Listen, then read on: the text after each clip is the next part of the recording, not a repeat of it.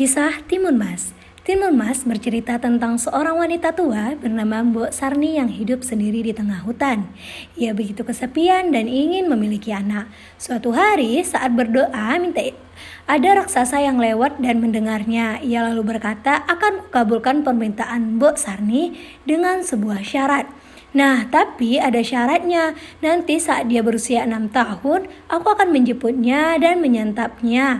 Jadi uruslah dia dengan baik-baik, kata raksasa itu. Nah, Mbok Sarmi yang mendengarkan itu tak punya pilihan dan langsung mengatakan setuju. Raksasa lalu memberikan segenggam biji timun dengan meminta Mbok Sarni untuk menanamnya. Beberapa bulan kemudian, timun-timun itu tumbuh subur. Mbok Sarni lalu melihat seorang bayi perempuan cantik di dalam salah satu timun yang berwarna emas. Bayi itu lalu digendong dan diberi nama Timun Mas. Saat Timun Mas menginjak usia 6 tahun, raksasa kembali dan mendagih janji pada Mbok Sarni. Raksasa berteriak dengan kencang untuk meminta Timun Mas diserahkan padanya. Kembali 2 tahun, saat ini dia masih kecil dan kurus, kata Mbok Sarni. Raksasa pun kesal, tapi dia tak punya pilihan karena tak ingin menyantap anak kurus. Ia pun setuju untuk kembali 2 tahun lagi. Nah, Mbok Sarni dan Timun Mas terus berdoa untuk mencari jalan keluar. Suatu hari, keduanya bertemu seorang bertapa yang melintas hutan.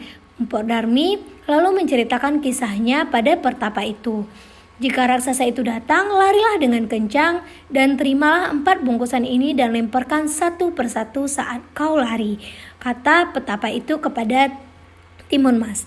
2 tahun kemudian, raksasa itu datang kembali dan Timun Mas segera melarikan diri. Raksasa marah dan mengejarnya. Timun Mas lalu membuka bungkusan dari pertama dan melemparkan isinya sampai ke yang terakhir. Timun Mas lalu melemparkan isi bungkusan yang ketiga berisi garam. Garam itu lalu berubah menjadi lautan yang luas. Raksasa tak menyerah dan berhasil menyeberangi sungai. Timun Mas akhirnya melemparkan isi bungkusan terakhir yang berisi terasi. Terasi lalu berubah menjadi lautan lumpur panas yang membuat raksasa terperosok dan tidak mampu mengejar Timun Mas. "Aduh, panas, panas!" teriak raksasa.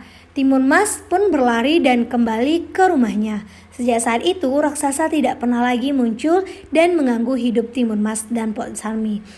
Timun Mas merupakan cerita rakyat yang berasal dari Jawa Tengah. Bunda dari cerita ini, si kecil dapat belajar untuk berani dan tidak takut menghadapi kejahatan.